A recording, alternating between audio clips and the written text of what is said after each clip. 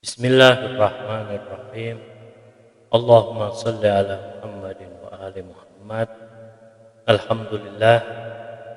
Al-Fakir di sini sedikit akan membahas tentang istikharah atau bagaimana kita beristikharah atau memohon minta kebaikan kepada Allah Subhanahu wa taala. Terlebih dahulu kita harus pahami al-istikharah atau istikharah itu secara bahasa adalah ta'ni talabul khairah, itu meminta kebaikan, atau astaghfirullah atau aku meminta kebaikan kepada Allah Subhanahu wa taala, atau atlubu minallahi al-khair, aku memohon kepada Allah kebaikan. Jadi istikharah itu seseorang memohon kepada Allah Subhanahu wa taala semoga diberikan kebaikan. Dan istikharah ini merupakan bagian dari doa atau bagaimana cara kita bertawakal kepada Allah Subhanahu wa taala di dalam menghadapi permasalahan yang ada di kehidupan kita. Dan istikharah termaktub atau tertulis di dalam nas atau riwayat dari Rasulullah Shallallahu Alaihi dan para keluarganya Ahlul Bait alaihissalam, sebagaimana yang diriwayatkan dari As-Saduq dari Harun bin Kharijah an Nabi Abdullah alaihissalam, "Idza arada ahadukum amran fala yushawir fihi ahadan minan nas hatta yabda'a wa yushawirullah tabaraka wa ta'ala."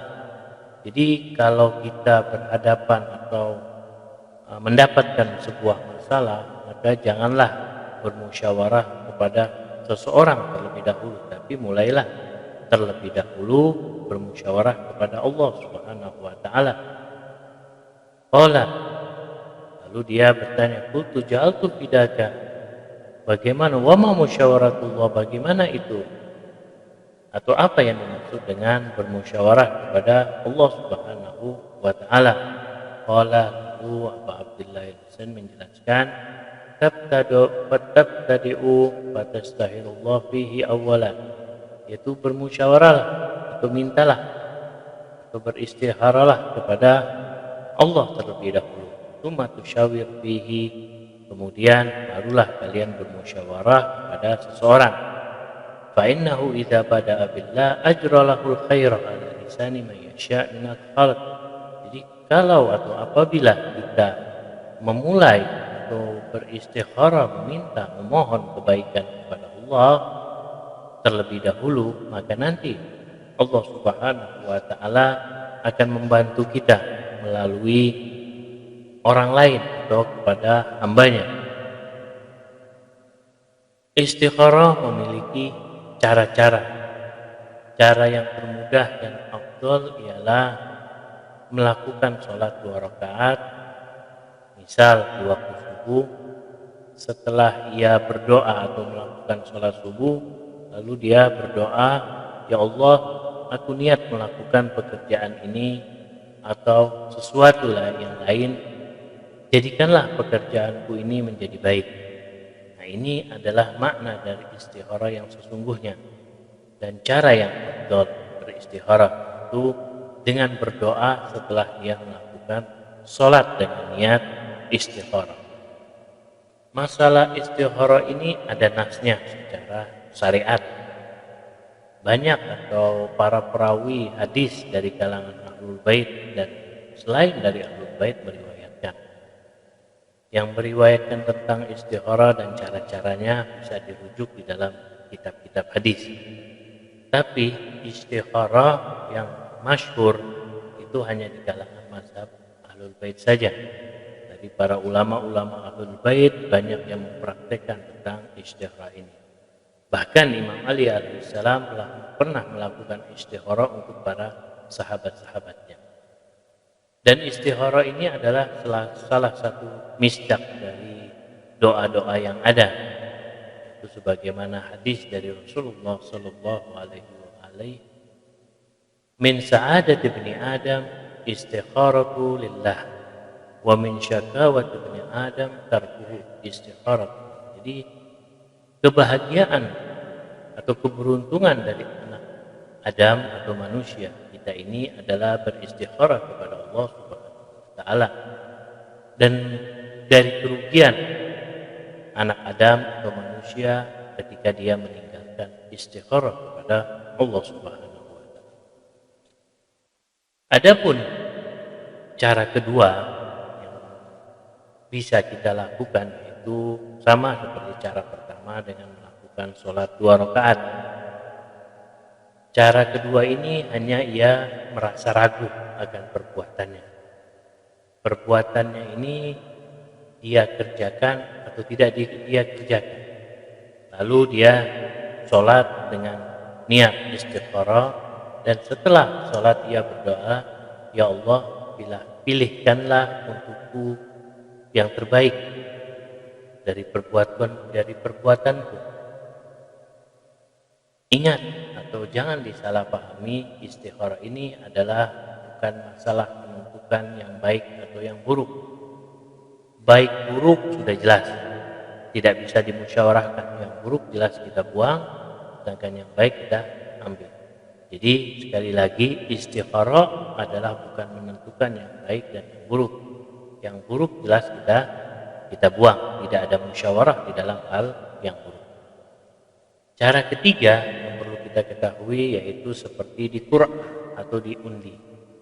Sebelum ia sholat, terlebih dahulu dia menyiapkan seperti 3 sobekan kertas.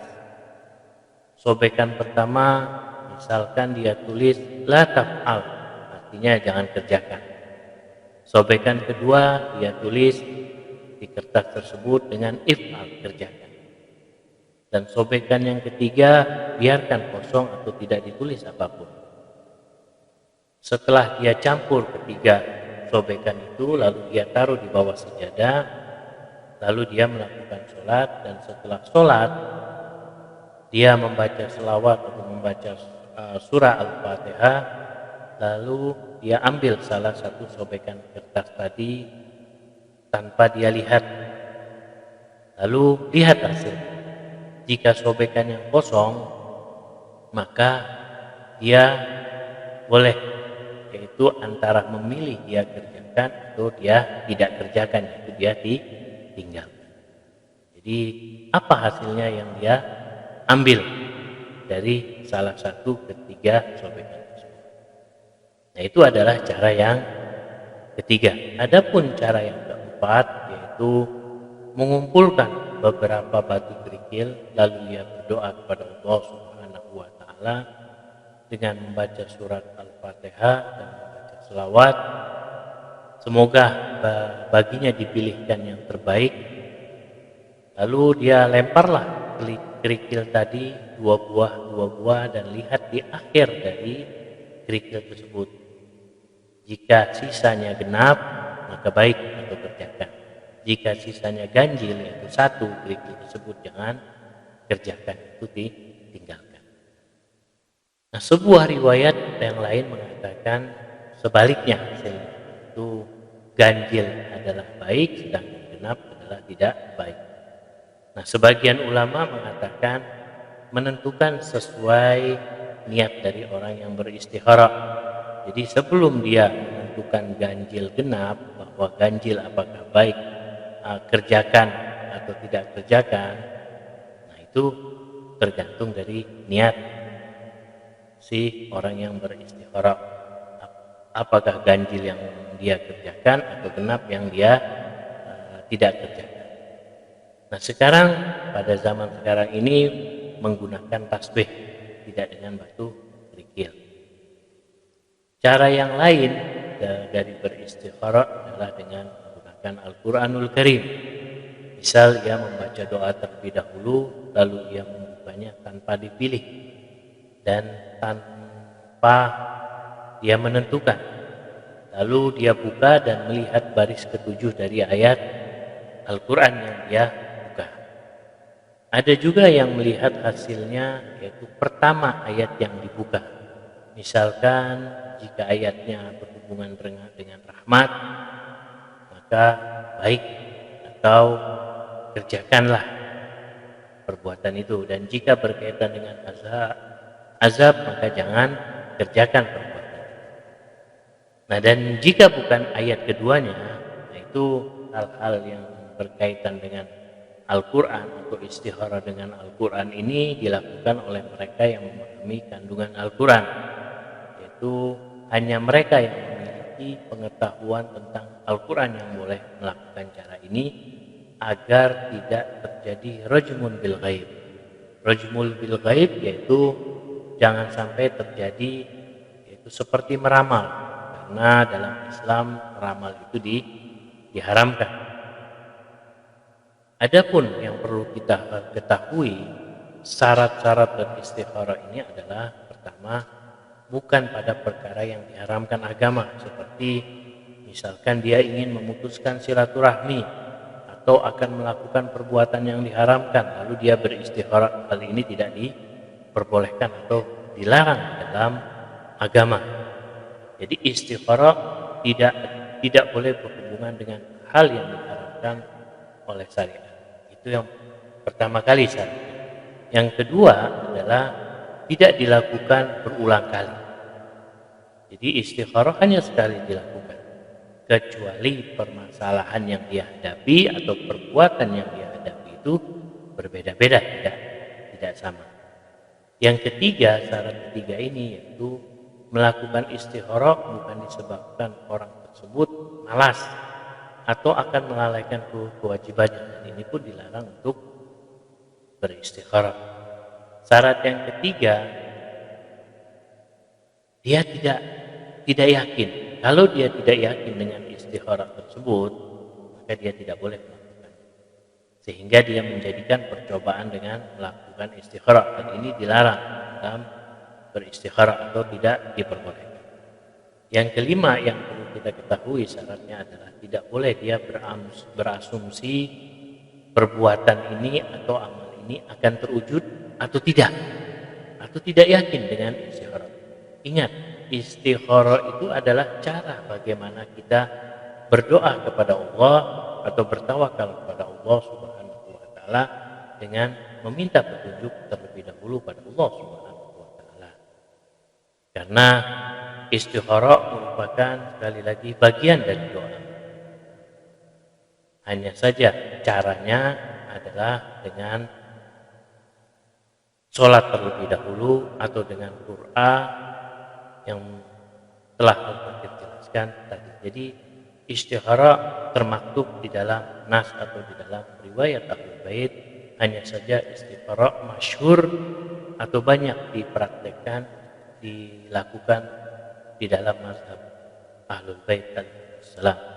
Ini saja yang bisa Al-Fakir jelaskan permasalahan istikharah yang mudah dilakukan oleh kita semua. Kurang lebihnya wabillahi taufiq wal hidayah. Wassalamualaikum warahmatullahi wabarakatuh.